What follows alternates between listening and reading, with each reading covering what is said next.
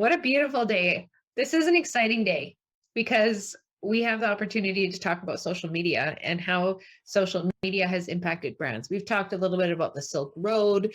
We've talked about some of the foundations of branding. And so we get to talk about the thing today that has totally turned it on its head. And so today, Amin is going to be leading the conversation. Social media, it's the love-hate relationship. Everybody wants the effects and the end results of social media, and they don't want to put in the effort. But it has had a huge impact on business and how branding is viewed. So there's three big areas that I want to talk about today. One is social proof. The other is the ability to be everywhere. And the last is a little story I want to tell you. Now, starting off with social proof. Heather, have you heard that term before? Social proof? Oh, yeah, for sure. From you. For me, yes. You for sure. But yes, no, it's something that people talk about. Yeah, social proof is, the kind words you get from a friend or a family in the old days when you would go to the tavern and somebody would say, "Hey, who's making your horseshoes?" Something like that, and you'd say, "Hey, Bob over there is making it," right? And Like a referral. yes, a Kind of. referral. And so Yeah. social proof in the modern day is reviews and ratings. Now, social proof is so important that Amazon relies on it. And there's a big, I would say, even like a underground, so-called black market around fake reviews, because that's what gets people to buy things. If I'm looking for an item, let's say I'm looking for a new webcam, the first thing I do is I do a search for different webcams, and then I start looking at the number of stars and ratings and reviews, and then I do some further research from there. Social media has made this super easy because if you want to know something about a company, you go onto their Instagram account and right away you can see they have 1 million followers or they have 16 followers. And that right there says a lot about branding.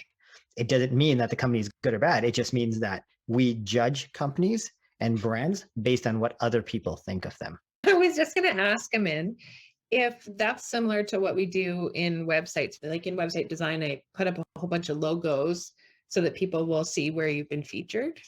That's exactly what it is, right? If you say, featured on Forbes, featured in TED, and those sorts of things, you're relying on somebody else's decision to help you make yours.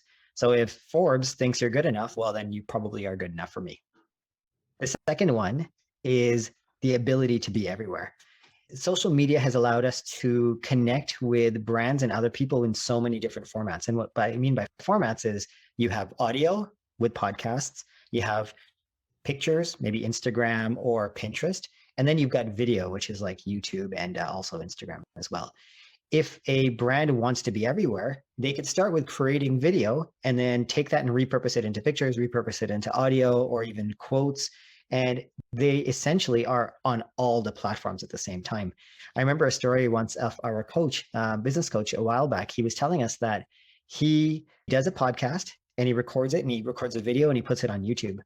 And he started getting all these leads and he was like, well, they didn't come from audio. They didn't come from my podcast, nor did they come from YouTube. And he asked them, well, where is it coming from?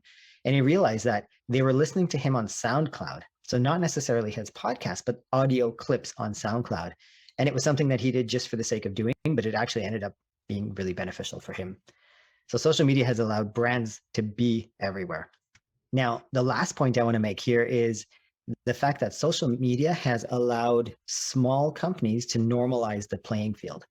And what I mean by that is that you no longer have to worry about competing with the big guys, because as a small and nimble company, you can make changes really quickly. Instagram, for example, changes all the time.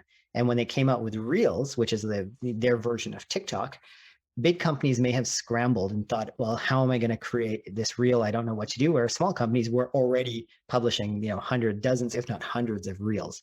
And so it's the story of David and Goliath, right? You don't have to be the big giant company. Social media allows the little guy, Justin Bieber, I can't remember the name of the girl who sang that song Dreams that David Guetta licensed, and it blew up, right? So that's the ability of social media to take smaller companies to the next level.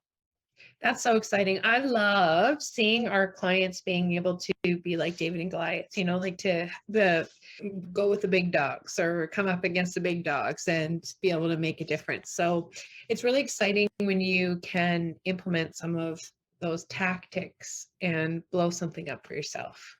I couldn't agree more. And tomorrow we'll be talking about how to build a brand, and we'll be giving you a success story of one of our clients. So you can take everything we've learned in the last couple episodes, and we're going to wrap it up with our success story episode tomorrow.